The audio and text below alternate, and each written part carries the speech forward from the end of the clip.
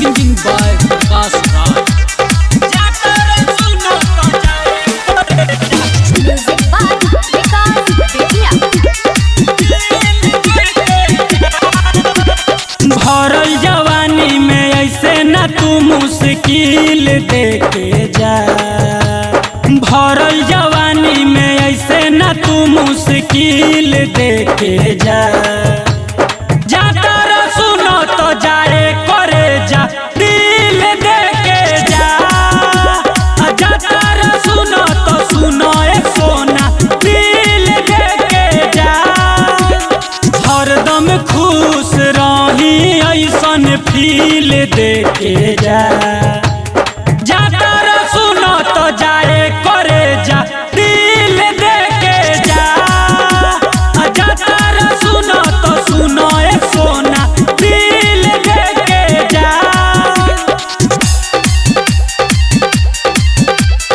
जाता रे सुनो तो जाए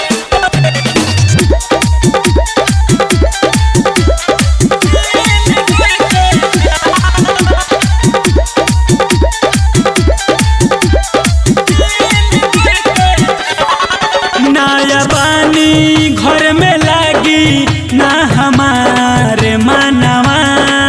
ऐसे छोड़ के ना जा तू मान लो कहानवा। मान रे पिया नया बानी घर में लागी ना हमारे मनवा।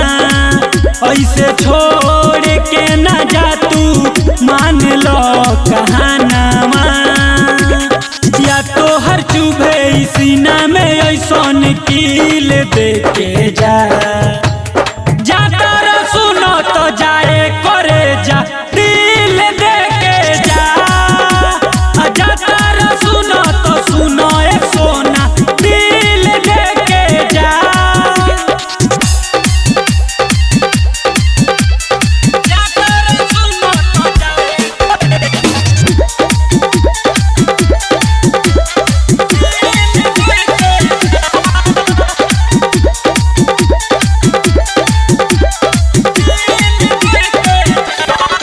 परदेश में ही फेस के भुला जाइबा। अपन में हारी के साजन तू रोआ जाइबा। तू रोना तारा परदेश में ही फेस के भुला जाइबा। अपन में हारी के परकस तू रोआ जाइबा। अखिया से आंसू गिरे वाला रोजे ना झील देके जा।